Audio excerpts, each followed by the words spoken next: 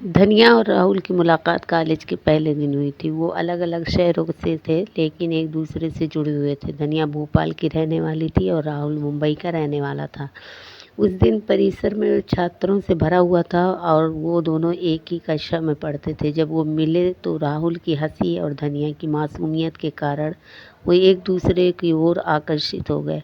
शुरुआत में वो सिर्फ सहपाठी और दोस्त थे, लेकिन जैसे जैसे उन्हें एक साथ अधिक समय बिताया, वो करीब आते गए। उन्हें एक साथ परियोजनाओं पर काम किया, कैफेटेरिया में घंटों बातें की और एक दूसरे के लिए कुछ खास महसूस करने लगे।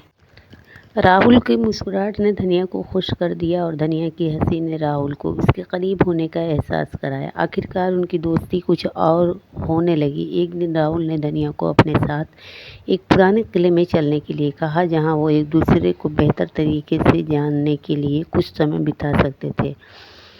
धनिया और राहुल एक साथ किले पर गए और बहुत अच्छा समय बिताया। राहुल ने धनिया से कहा कि उसे उसके साथ समय बिताना अच्छा लगता है और पूछा कि क्या वो हमेशा उसके साथ रहना चाहती है। धनिया और राहुल कॉलेज के पहले दिन दोस्त बन गए।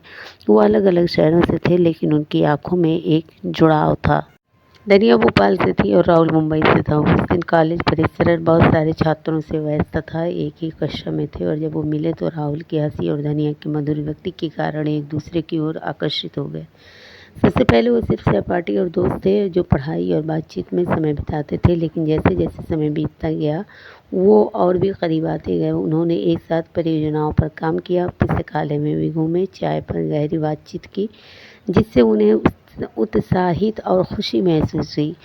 राहुल और धनिया वास्तव में एक दूसरे को पसंद करते थे और सिर्फ दोस्त से कहीं ज़्यादा बन रहे थे। एक दिन राहुल ने धनिया को अपने साथ एक पुराने किले पर चलने के लिए कहा। किला एक पहाड़ी पर था, जहां से शहर का शानदार दृश्य दिखाई देता था। राहुल एक दूसरे को बेहतर तरीके से जानने के लिए धनिया के साथ समय बिताना चाहते थे। धनिया और राहुल दोनों एक के साथ एक किले पर गए और बहुत अच्छा समय बिताया। राहुल ने धनिया से कहा कि उसके साथ रहकर वो बहुत खुश है और पूछा क्या वो हमेशा उसके साथ रहना चाहती है। धनिया रो रही थी पर प्रसन्न थी। उसने राहुल से कहा कि वो भी उससे प्यार करती है और उसके बिना उसकी ज़िंदगी पूरी नहीं होगी। राहुल और धनिया कॉलेज में अपनी प्रेम कहानी के लिए प्रसिद्ध थे। उन्हें एक आदर्श जोड़ी के रूप में देखा जाता था, क्योंकि वो एक दूसरे का समर्थन करते थे और साथ काम करते थे। कॉलेज के बाद उन्होंने एक व्यवसाय शुरू करने का फैसला लिया। राहुल मुंबई के एक अमीर परिवार से थे, जबकि धनिया एक छोटे शहर से थी।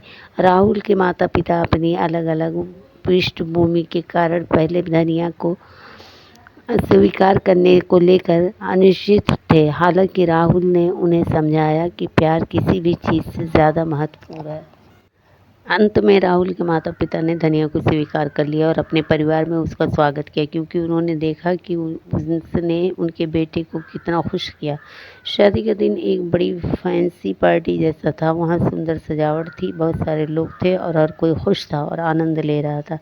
राहुल और धनिया सबसे ज़्यादा खुश थे, क्योंकि वो एक दूसरे से सच्चा प्यार करते थे। उनकी प्रेम कहानी इतनी ख़ास थी कि शहर में हर कोई इसके बारे में बात कर रहा था। इससे पता चला कि प्यार किसी भी चीज़ पर काबू पा सकता है। शादी के बाद राहुल और धनिया दोनों ने अपनी नौकरी बहुत अच्छी की। राहुल को एक बड़ी कंपनी में बढ़िया नौकरी मिल गई और धनिया ने अपनी खुद की डिज़ाइन कंपनी शुरू की।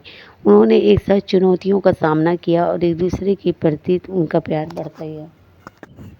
यहाँ तक कि जब वो काम और परिवार में व्यस्त थे, तब भी वो हमेशा एक दूसरे के लिए समय निकालते थे। जब भी राहुल थका हुआ घर आता तो धनिया हमेशा उसके लिए चाय बनाती और सबसे पहले उसे अपने नए डिज़ाइन दिखाती। उन्हें एक दूसरे का समर्थन किया और उनका प्यार कभी कम नहीं हुआ।